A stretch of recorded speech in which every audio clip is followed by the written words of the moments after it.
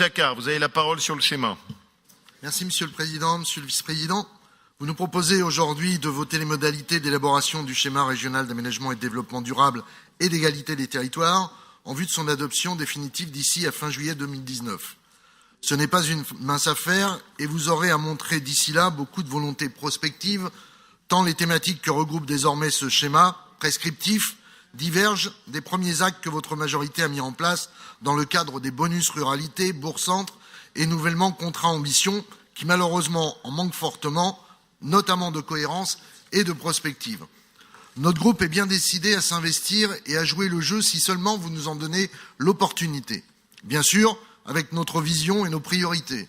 Elles sont d'ailleurs contenues dans la dénomination même de ce schéma, aménagement du territoire, développement durable, égalité des territoires.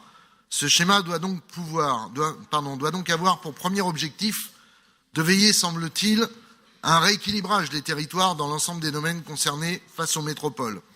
Nous avons en effet la responsabilité de construire un avenir désirable pour ces territoires maltraités actuellement. Afin de préserver leur équilibre et l'équité, nous pourrions partager ensemble comme objectif de nous attaquer par exemple au recul de la présence des services publics et de l'offre de santé.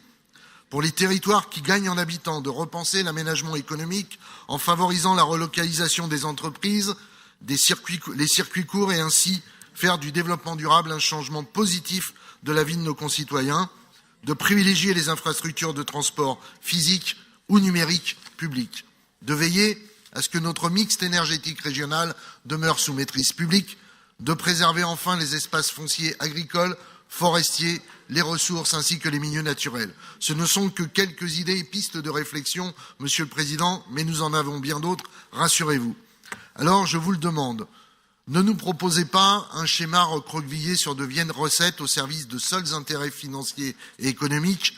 Ouvrez plutôt le champ des possibles, innovez, proposez-nous de la solidarité, proposez-nous du progrès humain, du progrès environnemental, du progrès coopératif ouvert aux autres régions. Appuyez-vous sur les forces sociales, associatives, citoyennes de notre région pour écrire avec le plus de mains possible un projet ambitieux et partagé pour notre région. Soyez un président de région à la hauteur des enjeux pour les prochaines générations, alliant écoute, capacité d'anticipation et vision stratégique dans la préparation de ce projet. En serez-vous capable? Le refus ou l'acceptation de notre amendement nous donnera une première indication. Ce que vous proposerez en matière de consultation des populations, au-delà du simple outil Internet, en sera une seconde. Comme aujourd'hui nous sommes qu'au stade des modalités du calendrier d'élaboration du schéma, nous voterons la délibération que vous nous proposez.